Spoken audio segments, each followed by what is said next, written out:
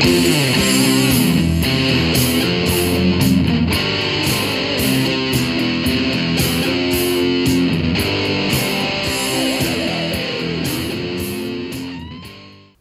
hi!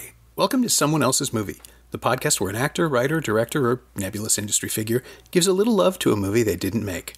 I'm Norm Wilner, senior film writer for Now Magazine, and this is the other thing I do.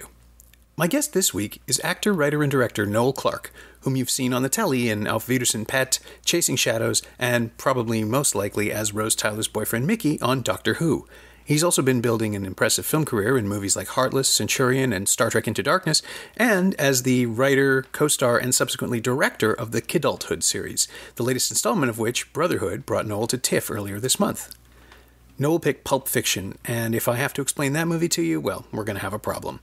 Quentin Tarantino's 1994 follow-up to his breakout debut, Reservoir Dogs, was everything we wanted it to be. A complex, layered, chronologically playful, absolutely exhilarating deconstruction of genre with vivid characters and dialogue that's just a pleasure to hear.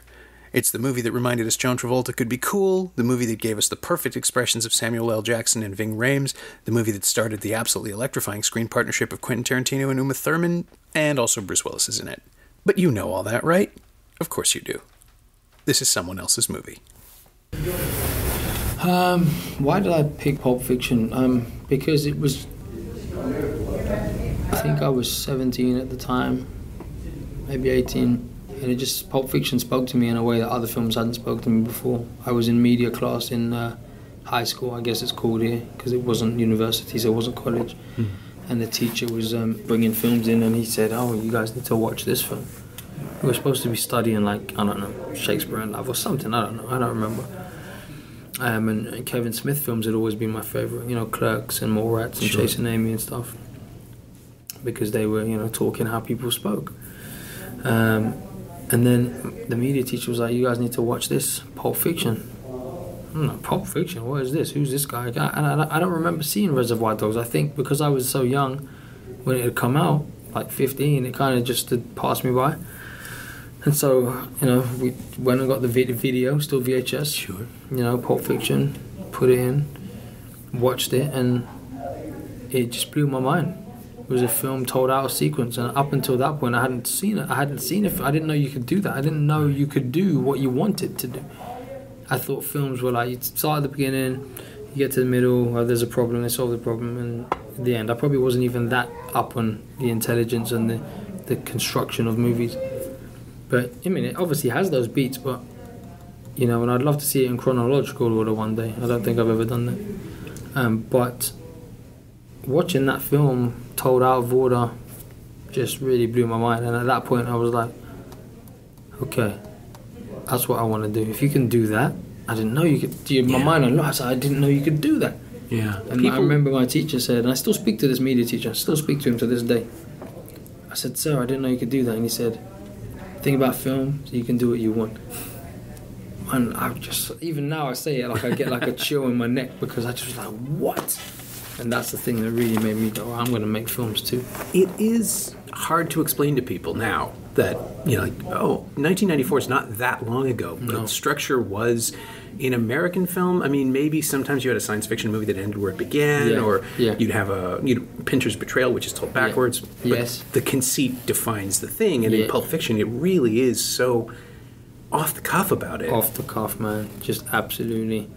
Yeah, here, this movie's not going to make sense right away. Just, you know, just sit with enjoy it. And I did a film like that a few years later, which 4321. Right, title I couldn't remember. Yeah, with directed Emma Roberts, and you know that film, Pulp Fiction and Go, the Doug Liman film Go, were films that really inspired me to do 4321. You know, because I just loved it. I loved it. It's like, man, you got to sit with this movie. You have to watch it from beginning to end, and then go, I get it.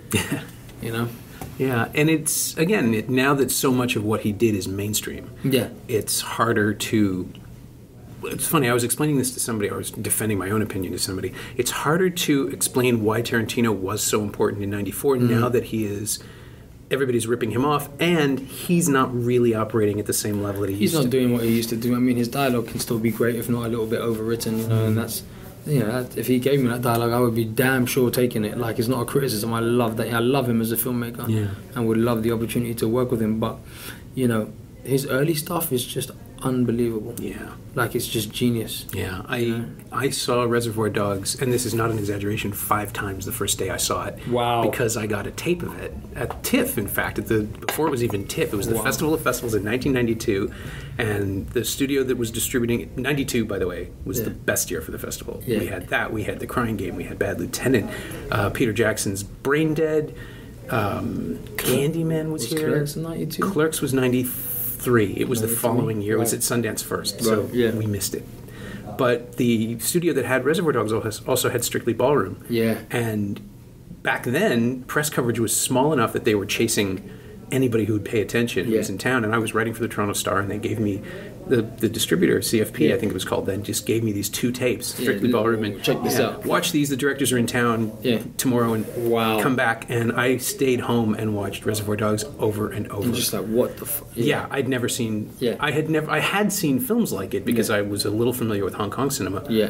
But it hit me like a bag of hammers. It was just this incredible infusion. And so when Pulp Fiction came out, I was 1994. I would have been 26, and I was so excited. Yeah. And it played Cannes, and we sort of heard the news. Back then. There was no news really. Yeah, it took months to hear about stuff. Yeah. And then here's the new Quentin Tarantino film. Go see it, 10 o'clock in the morning. And I think I was so excited, and then to have it pay off and be better and more intricate, and the film, it's the film you want the first timer to make the second time out. Exactly that, you know. And I think it was just brilliant. I would argue still to this day that it's the best one. I'm torn, honestly. Reservoir. I think Reservoir Dogs, I mean, it's just it's structurally it's perfect, and it's got no fat on it, none. And Pulp Fiction, I do love it, but I like there's stuff on rewatch that are just like okay. But you know what? He's the master of that, and I've adopted that as well. He's the master of having scenes in the film that don't move the story forward. That's true, and I love that because I think in real life, not everything moves our story forward. Sure. And so I get it. You want a tight cut, and you want to make sure you have a number of minutes. But he does, you know, all that Royale with cheat, all that stuff. You could cut that right down, and you could get to the chase where they go into the apartment and deal with those boys. But that texture. Yeah, that extra stuff which I do now in my films is just sometimes it's just needed for levity, for breathing space, for just that relatable conversation that you might have with your friends. That someone goes, oh yeah, and this happened, that happened, and it doesn't move the story forward, and someone in the audience just goes, remember that was us? Yeah. Shh.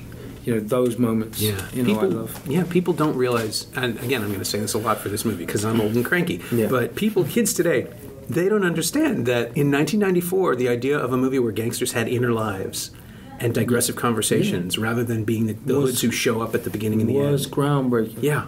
Unbelievable. It's more the Butch stuff that I could do without, which is weird because I love Willis in the role, but the whole I'm an American, our names don't mean shit. It's a long way to go for a punchline. Yeah. And it still works, but it kind of also shows you where he's going to end up as Tarantino as a screenwriter, where we're going to talk about stuff for half an hour and maybe it'll have some germane connection to. Yeah, that's true actually. You look at that written. But I still Pulp Fiction, I'll still love it because it is comfort food now. It's. I wish he would make another one. Yeah. Were you one of the people who wanted the Vega Brothers movie? Because I remember there was talk about that. I wasn't one of the people that wanted the Vega Brothers movie, but as I've got older and, you know, especially as I've done this, and I just like, man, I would love him to just go, all right, what's Jules Winfield and everyone doing now? I'd love to see a new one. Has Jules got a son? Is Jules walking the earth? Probably because I want to play the son.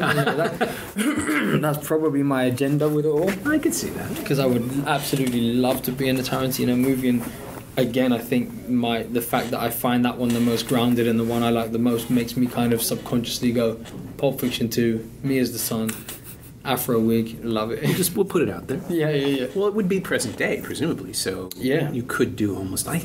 You know, the closest he's come to a present day movie, I guess, is Death Proof. Yeah. Which takes place in our Kill Bill's contemporary.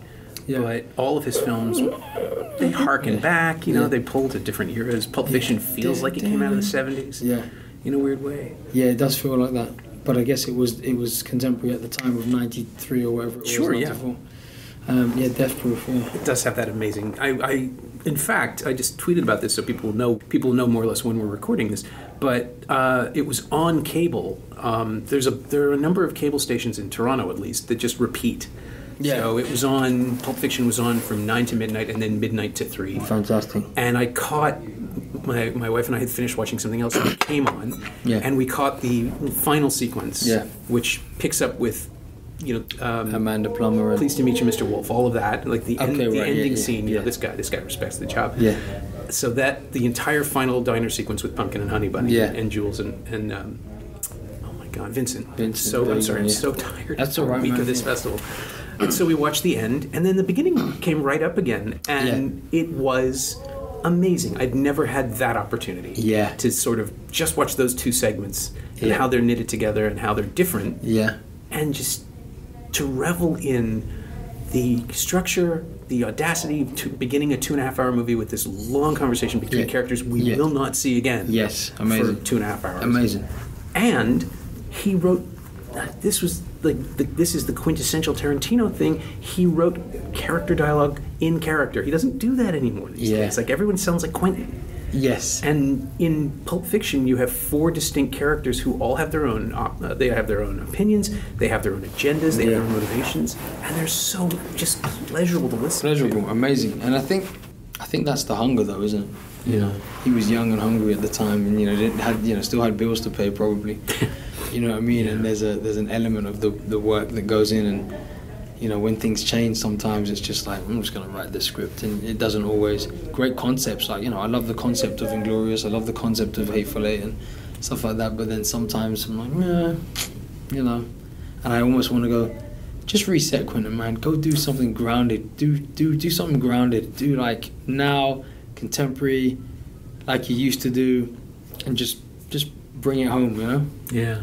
It is such a satisfying film, in that half the characters end up dead. People die. Yeah. People die terribly. Yeah. It's violent. It's brutal. Yeah. It's racist. It's sexist. All of it. But it is so much damage. Things that my films sometimes get accused of. Well, but the intention is not. Yeah. I mean, as in yours, the intention is not exploitative. It's about kind of.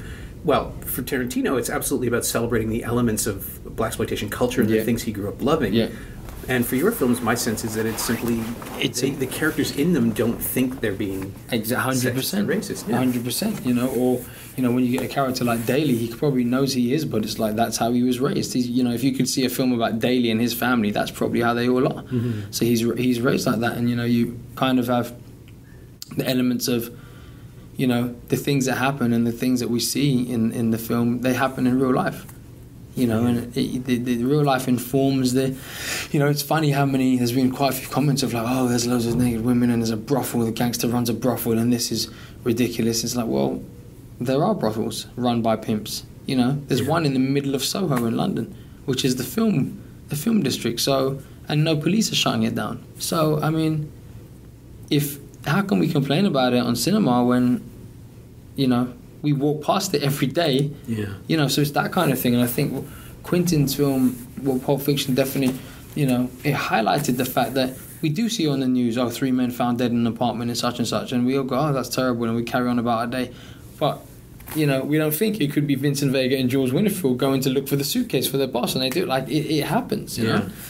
And well, I mean, it happens, but God doesn't always get involved. Exactly. There's a much larger story. Exactly. Happening that people are missing. But I guess what I can always go with is the sense that the cinema, that the film is telling me it knows. Yes. What's going on. Yes. That it's aware. The characters might not be, but the movie knows, and that's. I mean, maybe.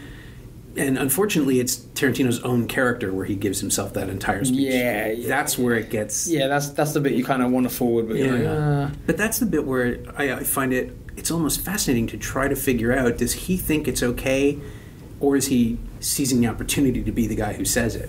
And like nobody... Yeah. There was a live reading, a friend of mine, Chandler Levac, who's actually done the podcast. She did an episode about Can't Hardly Wait. Okay, great. Yeah. Really good one. She does live readings, and she does feminist live readings where she'll recast entire male narratives with female actors. Wow. Yeah, and she did Reservoir Dogs, and the woman playing Mr. Pink had a little trouble with the N-word dropping. Yeah. And I think he's the only character in the film who does it. And she was really clearly, she went with it, but it was not comfortable to the point where everyone kind of had to comment on it at the beginning and say, we're keeping the dialogue, that's how it goes. Yeah. But Tarantino himself seizing the opportunity, I think that's where it gets a little pricklier. Yeah, it's just about whether he was, the one thing I've realized making films is sometimes you just do things and then people after go, I know why he did that. He did it because of this, and you're like, well, no, I that's not really why I just did it. Yeah. But it takes on a life of its own. So it is interesting about what you say. Was he seizing the opportunity to be the person that said it, or did he just think it was okay? Did he still want to do a Spike Lee and act?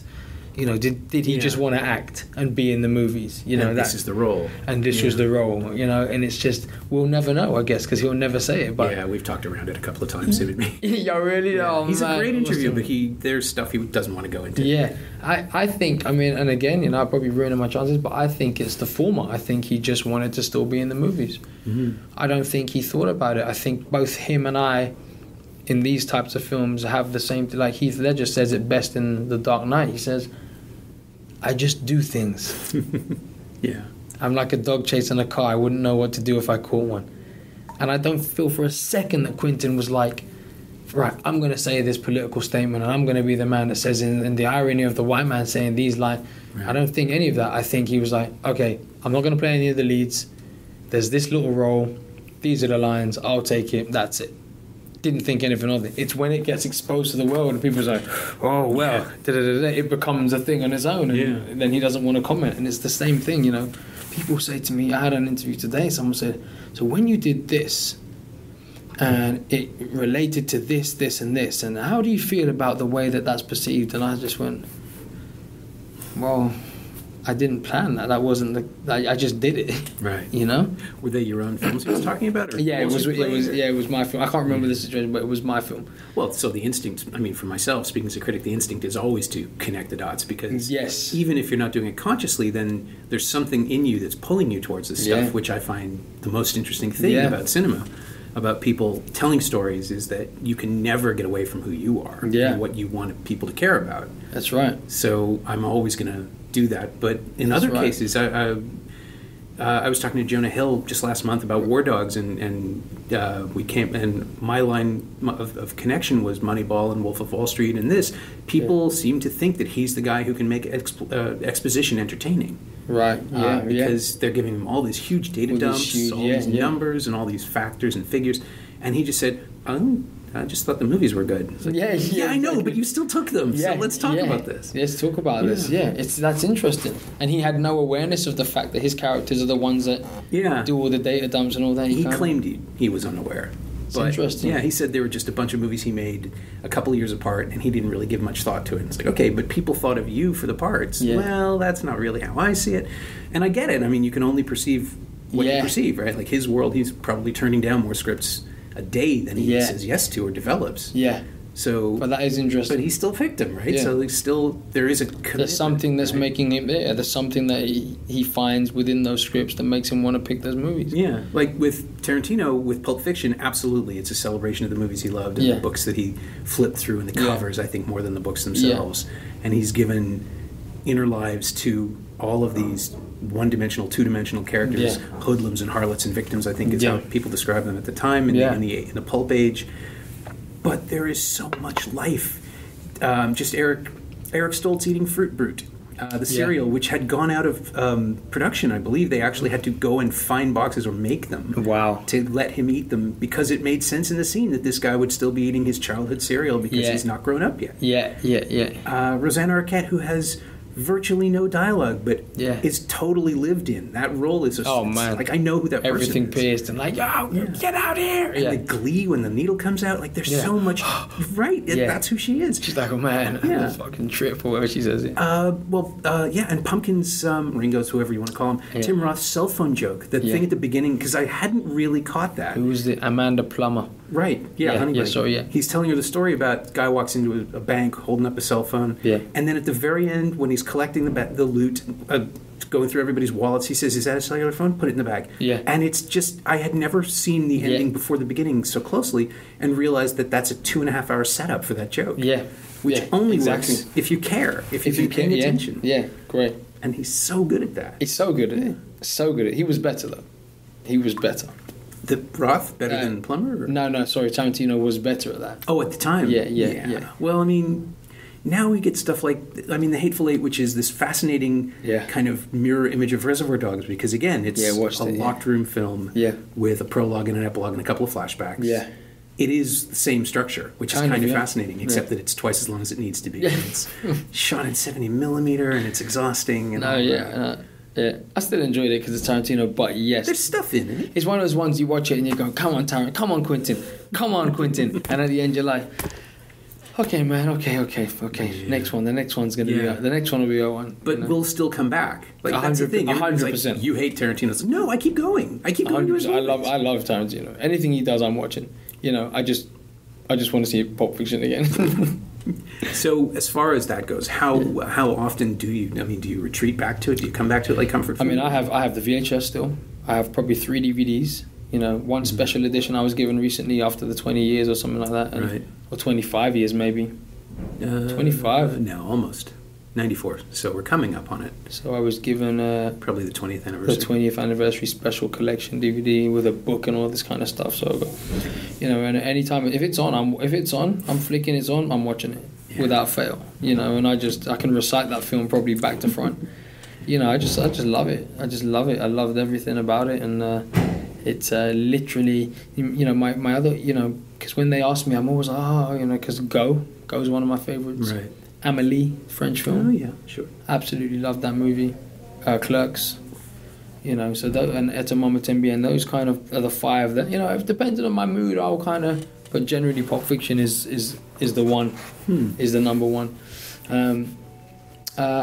Just whatever, man. I just really think there was so much in there that just unlocked my mind as a young person, as an actor. Yeah. You know, seeing Samuel L. Jackson there, and, you know, I'm not his biggest fan, but seeing Samuel L. Jackson there in a role that wasn't, that's wrong, it was a gangster, but wasn't a typical gangster that we were used to seeing at the time.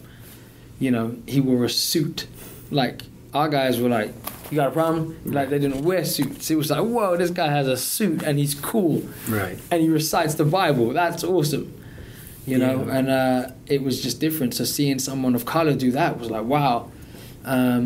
You know, John Travolta coming back, you know, after doing Look Who's Talking Now. I believe that was the last thing I saw him in when dogs were speaking to him or something like that. Yeah, that was a dark time. Yeah. I mean, Travolta's one of those fascinating cases, too, because he'll have a renaissance every 6 or 7 years. Yeah. And I don't think he's ever going to have another better one than this. Yeah. Because somehow, and he's doing it with Jackson, too, with the hair and the mutton chops. Yeah.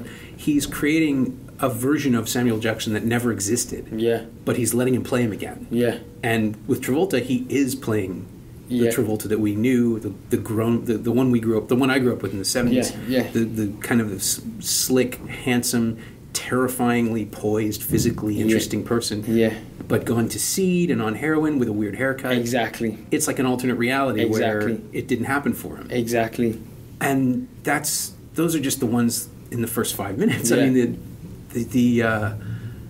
we barely touched on Ving. We didn't even mention Ving Rhames. But as a completely different gangster of color, who's almost recognizable. I mean, this is a couple of years after Boys in the Hood. He's the boss, though. But he is, and he's cool and calm and terrifying with his stillness and his quiet. And you're so used to just seeing black guys go, "You motherfucker! I'm gonna do this. I'm gonna do that." And actually, he was just like, "Chill the fuck out." Yeah. Go back inside. And you're just like, wow. You know, and the plaster on the back of the neck is like iconic. Like, which apparently was just there. The story goes that he wrote it into it. The other thing about Pulp Fiction, of course, is that because we never see what's in the box, what's in the briefcase, which Sam Jackson said was just 2 lights and a battery. Yeah. There are endless theories about what it is. Yeah. And one of the big ones is that it's Marcellus' soul, because supposedly the devil can take your soul through the back of your neck, which is what the Band-Aid represents. Right. None of that is in the text. Yeah, of course, it's just something. Ving Rhames had a Band-Aid on and said, "Should I take it off?" And he's like, "Nah, it looks cool." Yeah, exactly. And it became a thing. And exactly, people start going, "It's the soul," and it's this, that, and the other. I mean, yeah, it's amazing. I love that films take on a life of their own afterwards in terms of people doing that. But yeah, Ving Rhames, you know. Doing that thing again, you know, it was the boss. It was something not to aspire to, but to go, wow, I didn't know we could do that. Yeah. I didn't know we were allowed, as it were. Yeah, I mean, the equivalent in the U.S. at the time was stuff like New Jack City. Yeah. Where it's not Juice. Juice, yeah, that's true. Yeah. That would have been 91. Poetic Justice, all that sort of stuff. Yeah. Films that sort of played up South Central Los Angeles and your conventional drug-dealing crime stuff, which, The Wire 20 years later would come along, or 10 years later would come along and undercut and deconstruct that. Yeah. But I think the universe that Tarantino is playing with is entirely cinematic. So he's offering a window that hadn't existed before. Yeah. And creating this kind of weird power culture where people can do anything and be anybody as long as they're cool. Yes, that's his thing. Yeah, and I mean they were all cool. Yeah, that was the thing. They were all cool, and just again having the Bruce Willis character, having the French girlfriend, Maria de Medeiros. Yeah, it was like I wasn't seeing this stuff at the time. Wasn't seeing a lot of this stuff, and it just opened my mind. Yeah, it feels like an art house lift, kind of, in a way. They're just sort of pulling stuff. He's pulling stuff from even Godard and Truffaut, where characters are fascinated by Americans and attracted to them that way. Yeah. But it has its own weird life. Yeah. As soon as they show up in the movie, even Christopher Walken's bizarre monologue. Yeah, I had this uncle piece of metal up my ass. Yeah. For 5 years. Yeah.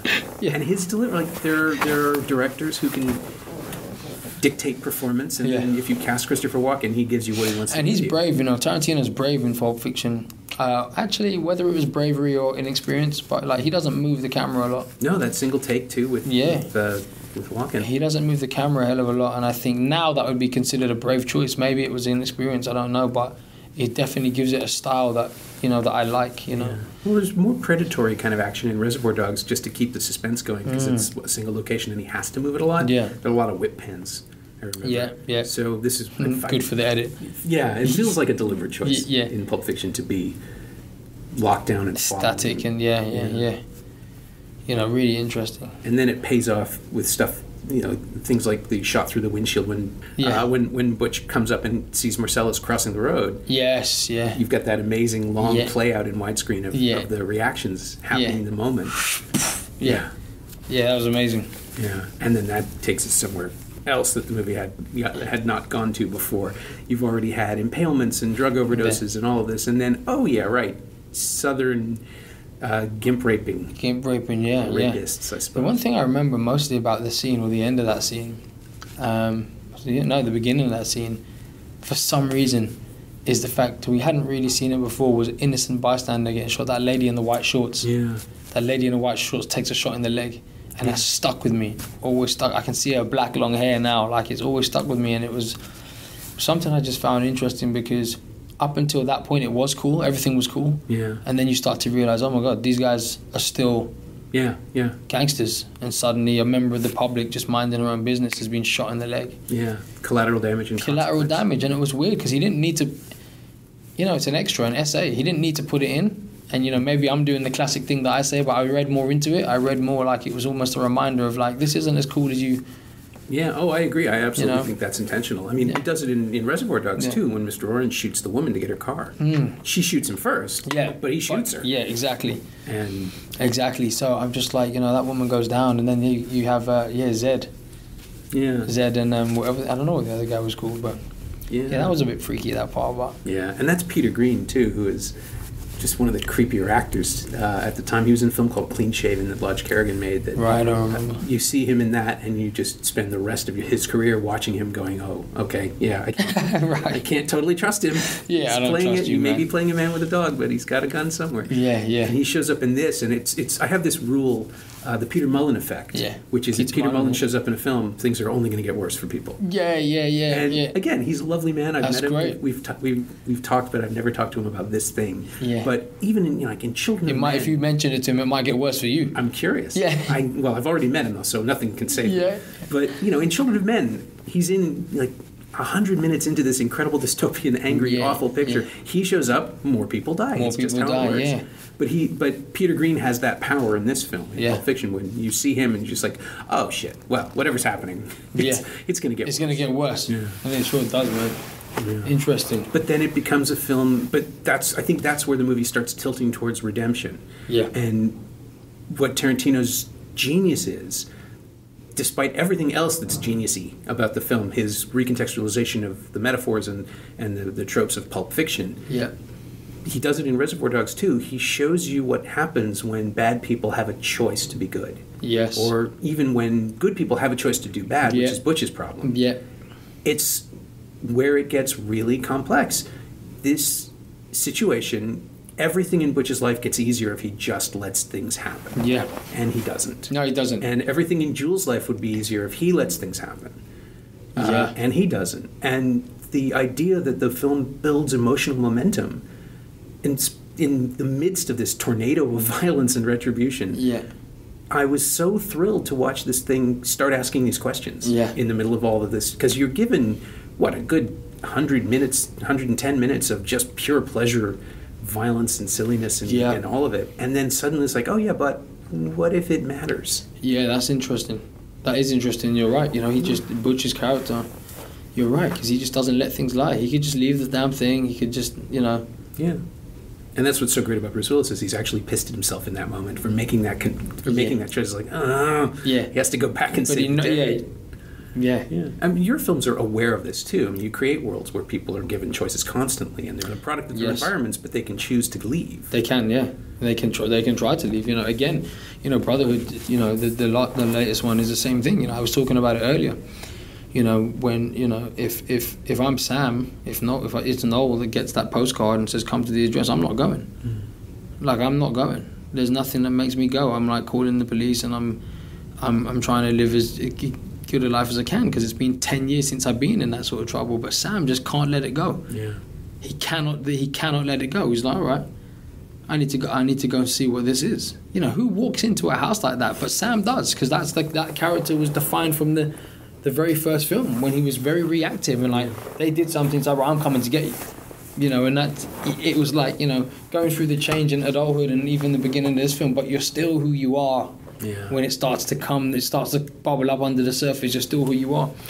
You know, and you're right. You're completely right. You know, attributing the same sort of characteristics to my films and this things is like, that character just can't let it go. Yeah.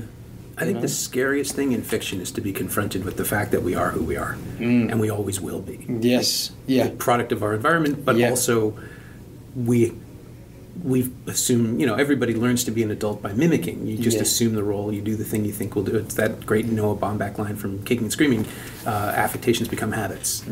You are this person eventually. Yes. But to be confronted with a choice like that, I mean, we almost never get that. That's what makes movies so great. That's what makes movies so great. Fantasize. Yeah, exactly. And it's that is really interesting. Yeah. Because again, you know, sometimes, you know, it takes sitting down with someone like yourself for me to go, oh yeah, actually, you know, even within my work, like, I hadn't thought of that. And then when you say it's, you know, these things happen, I go, yeah, well, maybe that is subconsciously, that was that, you know. But again, I think that much like myself in my earlier work, I think, you know, it's easy to look at it after and put reasons in. Sure. Whereas actually, we as filmmakers sometimes just do them, or we think we just do them. Right. Because like you said, our subconscious is informing us. The way we were raised is informing us. But we sometimes forget that, and we just go, well, I just did that. Yeah. Well, you're following an intuition, which is shaped by who you are. Shaped by who you are, yeah. And what you perceive around you, and what you have to work with, too. Yeah. So, you know, again, Tarantino reaching for bigger things now, trying to make the Italian spaghetti western Django films and turn them into a story about a slave named Django who is bought and freed and rebels. Yeah. Maybe overreaching, but it's what he's working with. Like, it's what he knows and what he wants to do. Yeah. And I think it happens in The Hateful Eight, it happens in Inglourious Bastards. He wants to make the kind of movies he grew up seeing, but he can't help but filter them into something bigger and more important. Yeah. Because that's what he wants to do. That's what he wants to do, exactly. So there is no small Tarantino he's movie. Like trying to correct social injustice within his movies, you know, in Inglourious 60s and sure. Oh God, like he wins World War II, or kills Hitler, changes time, you kind of like, well, that didn't happen, but you're just kind of into it. But you know, it just eats away at you because you know that the real story was so much horrible, much worse and horrible. You know, and it's the same with Django. You know, you kind of like, you're watching, and you know, somewhere Quentin's gone, you know, that's an injustice. What happened to those people was an injustice. I'm going to do this film. Right. And you know, the interesting thing is like whether he thinks it's okay that he does it, Yeah. or if he just feels he's correcting a social injustice the way he wants to do. You know? I'm fascinated by his sense of it's because it's not entitlement. I don't think. I think he legitimately believes he has something to say and wants to say it. Not that he deserves to say it. And then he gets distracted by what could be cool. Yeah. Like by what could be awesomer. Yeah. You know, in Inglourious Bastards, that's, well, you kill Hitler. That's what you do. Exactly. Or in Django. USA. He can't help himself. Yeah. But that conflict is really interesting to me. Not necessarily in the moment of watching the 3 hours of The Hateful Eight, but coming out of it and thinking, oh, well, yeah, he kind of did do Reservoir Dogs and The Thing. I mean, it kind of did upset me when he got all the flack he got for Django, from black filmmakers, because, I feel like his heart was pure. I feel like he thought he was like, social injustice, this happened, it was the worst thing that's happened in American history. I'm going to write this film and I'm going to make it right how I wish it was. And a lot of people are like, hold on. You ain't got the right to be doing this shit, man. And you ain't got the right to be using that word and saying this and that. And I think I felt bad for him because I feel like he meant well. Yeah, that was the last time we actually talked. The last interview with him that I did, and it's a really weird conversation because he stops thinking about it at, I'm an artist, I should be able to comment on things in my art, and he's absolutely right. Yeah, but just because you can do something, right? That's the whole. Just because you can. To quote, I think is it Sam Jackson who says it? No, it's Jeff Goldblum, but Sam Jackson's in Jurassic Park. Like, just because you were so obsessed with the idea of whether you could do it, you didn't think if you should. Yeah. Yes. So we great end up line. Great line. It is, and one that you can use in almost any situation. Yeah. And so we end up in this weird place where, you made this movie, and it's about the thing you wanted it to be about, but it's not what you think it is. Yeah, exactly. And that's why I kind of long for stuff like Kill Bill and Reservoir Dogs and Pulp Fiction, where all the discussions are enclosed, they're in a bubble, it's not real. Yeah, he's not trying to correct, because the next thing he'll do is like, stop the 9/11 attacks or something like that. Do you know what I mean? Yeah, I was going to say global warming. Yeah, he'll make a movie about global warming next. And like we would all love to go back to that time and stop that from happening. We all would, but it's like, you can't just make a film and pretend it didn't happen. It's you really need to think about these things. But I feel like, I've only met him once. We had a great chat. He doesn't have a clue who the hell I am. I met him at a thing and we just spoke, and we had a great, good 30-40 minute talk when he was just talking to me, but didn't know I was a film. I told I'm a filmmaker. I'm sure he's seen Dr. No. Oh, maybe. Quentin Tarantino seems like the kind of guy who'd watch. Maybe, yeah. Maybe. I'm trying to remember if I met him before I was in that, though. I don't recall. Maybe, sure. But it's it's just one of those things where you just kind of have to try and always be. Just make your art, but be aware. You have to kind of be aware. It's a double-edged sword, isn't it? But that's why I love Pulp Fiction, because he wasn't trying to correct. It was just, this is what it is. Yeah. It comes back to that thing we were talking about, where if the movie knows it's cool, if the movie knows it's okay to be commenting on it, even if the characters don't. Yeah. I'm getting the sense that with Tarantino, like, he's the character who doesn't know he's not supposed to be doing it this way. Yeah, exactly. Yeah, you're right. Yeah. So that puts us in an interesting place with his. I don't even know what the next one is, but I'll still go. I want to see it. 100%. I'm there for it. So we more or less covered the final question on the show, which is, what of Pulp Fiction have you borrowed or stolen or incorporated into your own DNA? But if there anything else that we didn't touch on? No, I think, like I said, I've just I've inherited some of his passion for dialogue that doesn't move the story forward.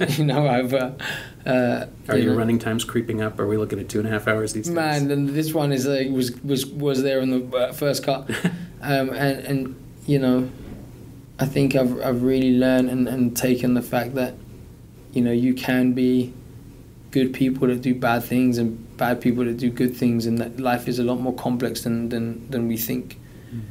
And Tarantino did that stuff so well. He had, the most vile characters, but you like them because you start to learn about what they eat for breakfast, and you start to learn about their lives, and that, people are products of their environment. And I think that, my films kind of do that as well.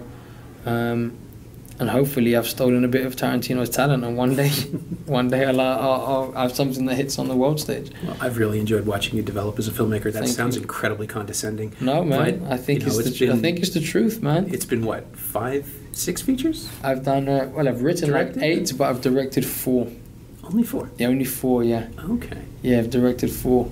Because I didn't direct Kidulthood. I was there every day, but I didn't direct it. Right. Yeah, but I didn't direct it, but I was on set next to the director, you know, which gave me the sort of rub to do adulthood and stuff. But And what is that like? What's that experience like, having created a thing and being in it, but not fully? it was in control of it? At the time it was fine because I was an actor who wanted to write and wrote one script and people wanted to make it and it was getting made. And I remember the director saying, listen, I want you there every day next to me because you're from this area and you're kind of about that life. And so I was there every day learning, you know, but it was fine. But I think that's put me in good stead because now I can still write things and give them to other directors and let them put their spin on it and not be like, whoa, hold on a second. You know, I can do that, and I think that kind of helped with that, you know? Yeah. Well, it always amazes me when I remember that Tarantino started as an actor, and even before Reservoir Dogs, he did rewrites for a couple of films. There's a movie called Past Midnight with Rutger Hauer, and I want to say Jennifer Jason Leigh, where there are clearly 3 or 4 scenes that he rewrote from beginning to end, because all of a sudden people are talking about detergent and products and coffee machines, and your ear just rings to it. Yeah. And then he gets to do his own thing, and it's utterly different from that, because you can see the sort of the conventional world fighting against that script. And then once he gets behind it and takes care of it, it's Reservoir Dogs. It's perfect. It's what it wants to be. That's interesting. Did you find when you were switching from writer-actor to actor-writer-director, was there a similar transition? Did you feel like you had better control, or were you just too busy putting it together to think about it? I guess you did. Yeah, the second one, you kind of like, you do feel you have better control once you're in it, but again, you know, it was just that Joker line again. I just do things. You know, there was no sort of, I had a shot list and I prepped, but you know, not to the level I prep now. It was just about doing stuff. I think the best thing to say, the best way to kind of explain it was, when I made Adulthood, I was a guy that made films. Right. When I made Brotherhood, I was a filmmaker. And the progression is evident. You watch the films back to back, you'll be like, you almost won't believe what a mess. Not script-wise, story-wise is fine. But like technically and visually, you almost won't remember what a mess. People comment, oh, it's so raw. The rawness is brilliant. And it is, because at the time, I was a guy who didn't know what he's doing. Right. But my point is, you almost won't realize the mess that adulthood is technically until you watch it next to Brotherhood, and then you go, fuck, that was actually a bit of a mess. Yeah. Because the story's so good, you know, and the kind of, it works as a through line. It carries it along, yeah. But when you watch it technically next to the other one, it's just kind of a little bit of a mess, you know? Yeah. See, here I thought you were doing that intentionally because the films are maturing based on the arc of the story. No, it's just like, no, what shall I do? Oh, let's put a montage here and do it like this. Let's put another one like that, you know? It's kind of, it's all about the learning and, you know. No, you're being too honest. You have to tell people it was intentional. This is the thing we were talking about. Yeah, it was intentional, guys. Artistic intent is always there. Yeah. Funny. Yeah. My thanks to Noel Clarke, whose new movie Brotherhood is in the UK theaters right now and coming to North America in the new year. You can follow Noel on Twitter at Noel Clarke, all one word, Clarke with an E, and you can find Pulp Fiction on DVD and Blu-ray from Lionsgate Home Entertainment in the US and Entertainment One in Canada. It's also available for sale and rental on iTunes and Google Play, and streaming on Netflix pretty much everywhere you look. As always, you can find me on Twitter at Norm Wilner and elsewhere on the internet at nowtoronto.com. You can also find this podcast on Twitter at Semcast, S-E-M-Cast, and on the web at someoneelsesmovie.com. If you want to leave a review up on iTunes, that would be very kind of you. This week's call sign is Fox Force 5. Thanks for listening.